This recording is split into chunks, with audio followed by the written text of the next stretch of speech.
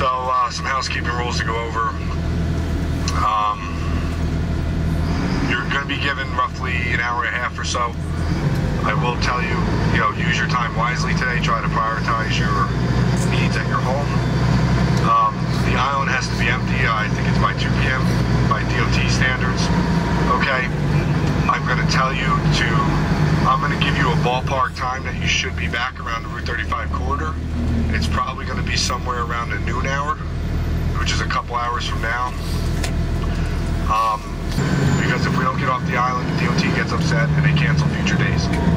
So that'll affect a return visit and everything else. So please just do the best you can at your home today. Certainly, if you have a severe amount of damage, you're not going to maybe tackle everything, nor do you need to tackle everything that you have to do today. So certainly shut your water main down, somewhere either out at the curb or inside the house. If you have a main water shut off, I recommend that. Your gas lines should have been disconnected already. If they haven't, don't worry about it. Don't touch your gas meter. It'll be shut down. The gas company's going door to door disconnecting each meter. The only other thing you can do is shut your main breaker off if you haven't done so already. It should be the larger one on top of the breaker panel. If you do have an older style home, it might be a pull release one. But all utilities are shut off over there already. But that way you at least protect your home for if and when they're turned back on. You understand you're entering. We're providing transportation to get you over there today. You understand that this trip is at your own risk. If you get to your home and you have a need, we have detectives going around in a work van with some tools, some shovels to help people either gain access or if you need to board up a window, whatever, we do have some plywood available. There should be plenty in your yard as well. So you can improvise.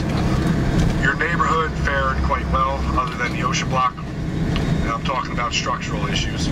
The bayfront had significant flooding, which is usually experienced over there. Prior to being promoted to detective, I was assigned over on the island for 6 straight years, working over there. So many of you, I see some familiar faces. I've been in many of your homes. We've all done the best we can to check on your homes this entire time.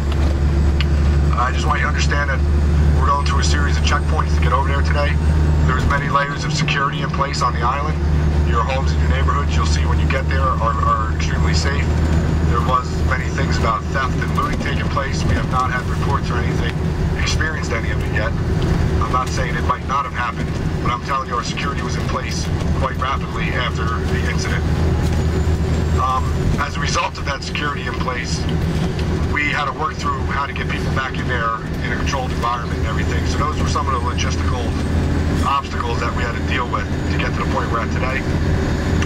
I will tell you from just being born and raised here on the beach, from what I saw day one to today, I just flat out cannot believe it. I would not expect we would be at this point for almost a month, let alone 2 weeks into it. So we're as excited as you are. Many of us, as homes have been affected, and many of our guys have lost their homes as well as you have. So we are going through some of the same emotions that you guys are. Barrier Island certainly took a significant hit. We have a lot of damaged neighborhoods here on the mainland. Some more significant than anywhere on the island. The tidal surge that hit the mainland dealt with a lot of mud from the bay as well, which creates a whole other obstacle for many communities over here.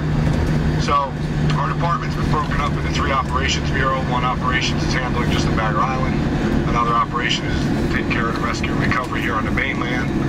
And then the 3rd operations bureau is handling the day-to-day police work because life does go on and things keep moving forward. So we still do have the rest of the town and our daily needs to contend with. This is not a police department function. This is a State Office of Emergency Management function, and certainly the DOT seems to be the agency that's in charge over on the beach.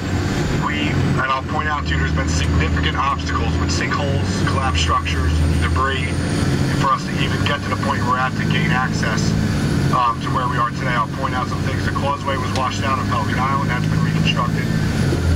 You guys may be familiar after the blackouts when they ran the extension cord over to the island, and then all the new poles in Pelican Island, every single one of them snapped and came down.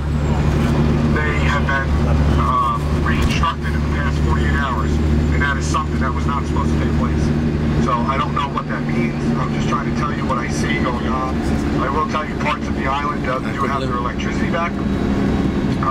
They were able to get a power feed into Lavalette.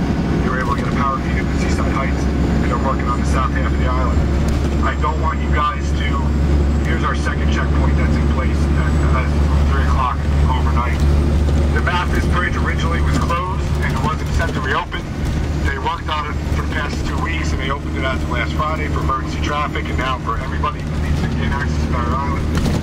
I don't necessarily know what that means because at first they said it was going to be condemned and now we're on it. So we all waited to let the heavy trucks go first and then we all came over. So when we get off the island here, you're going to, well, first of all, the waterways, our Marine Bureau, our police boats are out there, the state police are out there, the Coast Guard's out there. The intercoastal waterway reopened a few days ago. There was no boat traffic whatsoever out here. And people who have boats in the water are allowed to take them off the island. There is no boat traffic whatsoever going to the island still.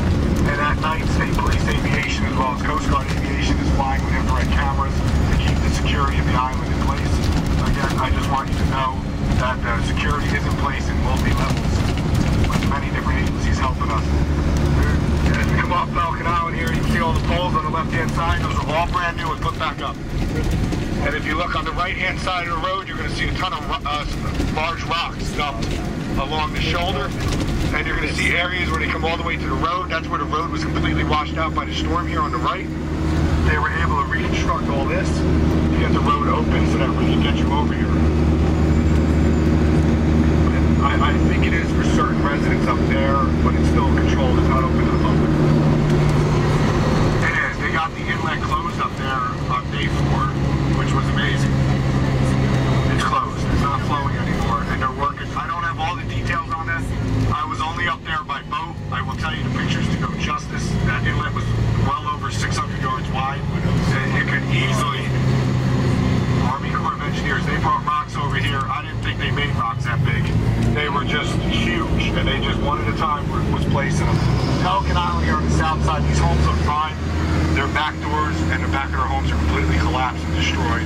The storm surge that came out of the south after the eyewall passed, it created significant problems.